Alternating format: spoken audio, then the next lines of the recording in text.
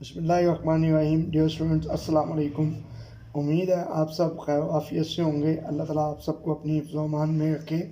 Dear students, آج ہم class 7 کی تاریخ کے حوالے سے لیسن نمبر 10 کی تیاری کریں گے اور چیپٹر نمبر 4 سے آغاز ہوگا. آج کا ہمارا ٹاپک ہے بہادر شاہ اول کی تخت نشینی اور جانشینی کے لیے جنگیں. ڈیئر اسٹوڈنٹ، آپ کے پیج نمبر 75 پہ لکھا ہے کہ بہادر شاہ اول یعنی شاہ عالم اول 1707 سے لے کے 1712 عیسوی تک اس کا دور حکومت رہا. بہادر شاہ اول کا اصل نام محمد معظم تھا. وہ 1643 میں پیدا ہوا اور اپنے والد اورنگزیب کی وفات کے بعد جانشینی کی جنگ جیت کر 1707 میں بادشاہ بنا. بہادر شاہ اول کے لقب سے مشہور ہوا. وہ ایک نرم مزاج، رحم دل، فیاض اور متحمل مزاج حکمران تھا. اس کی نرم مزاجی کی وجہ سے امراء طاقتور ہو گئے. ان امراء میں اسد خان اور اس کا بیٹا ذوالفقار خان بھی شامل تھے، جن کے سامنے بادشاہ بے بس تھا.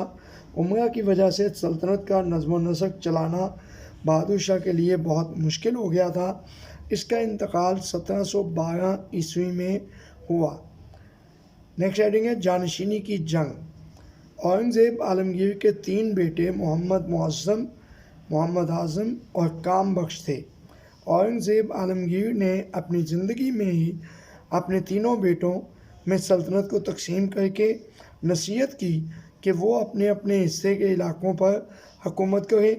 اورنگزیب کی وفات کے بعد تینوں بھائی اپنے باپ کی جگہ بادشاہ بننے کے لیے تیار ہو گئے اور خانہ جنگی کی روایت کو برقرار رکھا.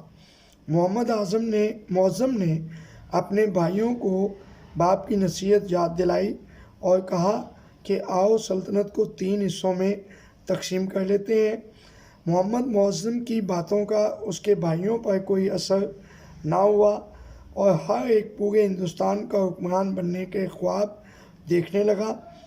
چنانچہ جانشینی کے لیے پہلا معرکہ محمد معظم اور محمد اعظم کی افواج کے درمیان آگرہ کے قریب جاجو کے مقام پر ہوا. اس جنگ میں محمد معظم کی فوج کی تعداد زیادہ تھی اور ساز و سامان کے لحاظ سے بھی اسے محمد اعظم پر برتری حاصل تھی. اس جنگ میں محمد اعظم کو شکست ہوئی اور وہ میدان جنگ میں ہی مارا گیا. اسی دوران میں کام بخش نے بیجاپور کے علاقے میں اپنی بادشاہت کا اعلان کر دیا اور بہادر شاہ اول اب اس سے نپٹنے کے لیے دکن روانہ ہوا اور 1708 میں ایک لڑائی میں اسے بھی شکست دی اور اس لڑائی میں کام بخش اور اس کا بیٹا فیروز مند دونوں مارے گئے. ایک ہیڈنگ آپ کے پاس ہے بیٹا ہٹا سردار ساہو کی رہائی. بہادر شاہ اول نے منم خان کو وزیر مقرر کیا.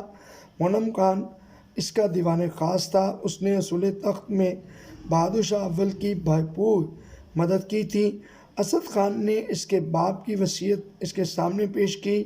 اسد خان کو بدستور وزیر رکھا جائے.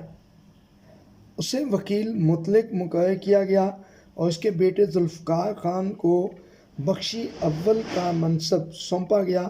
ذوالفقار خان نے جانشینی کی لڑائی میں محمد اعظم کی حمایت کی تھی، لیکن آخری وقت پر اس کا ساتھ چھوڑ کر بہادر شاہ اول کا ساتھ دیا تھا.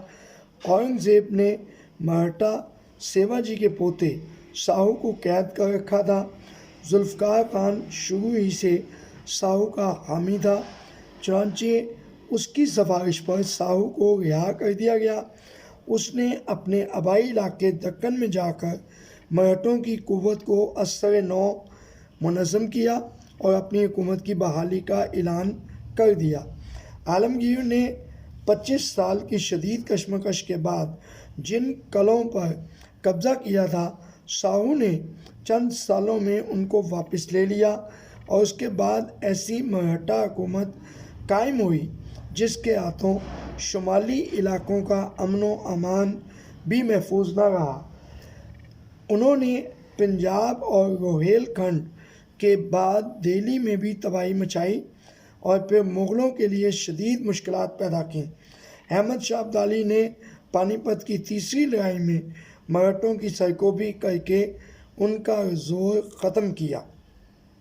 ڈیئر اسٹوڈنٹ، آج کا ہوم ورک نوٹ کر لیں کہ آپ نے ایکسرسائز میں سے پہلے سوال کا جواب بہادر شاہ اول کی تخت نشینی کا حال بیان کریں یاد کرنا ہے۔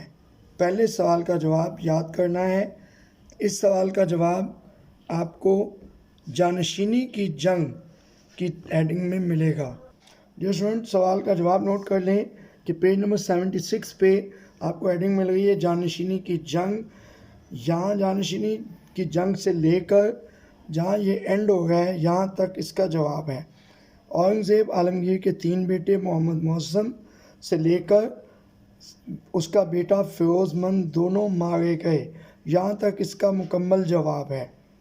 یہ آپ نے صرف یاد کرنا ہے۔ فی امان اللہ، اللہ آپ کو اپنے حفظ و امان میں رکھے۔